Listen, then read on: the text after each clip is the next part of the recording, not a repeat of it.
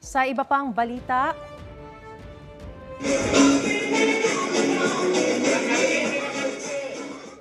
bilang suporta sa mga kababaihan sa International Women's Day, may handog na sayaw ang magigiting na security guard sa Bontoc Mountain Province.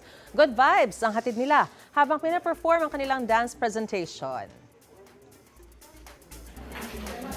Husay naman po sa chess ay pinakita ng ilang overseas Filipino workers sa Hong Kong. Mahigit 30 miyembro ng chess group ang nakilahok dyan matapos ang kanilang 6 na araw na pagtatrabaho. Isa raw yan sa mga paraan nila ng pagre-relax.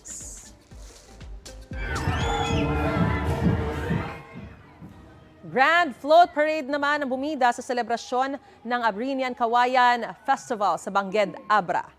Nagkaroon din ng street dance competition kung saan naglaban-laban ang ilang grupo.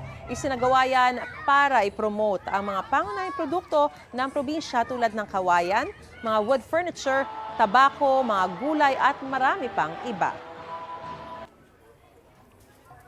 Mga kapuso, para una ka sa mga balita, mag-subscribe sa GMA Integrated News sa YouTube. Sa mga kapuso abroad, subaybayan niyo po kami sa GMA Pinoy TV at sa www.gmanews.tv.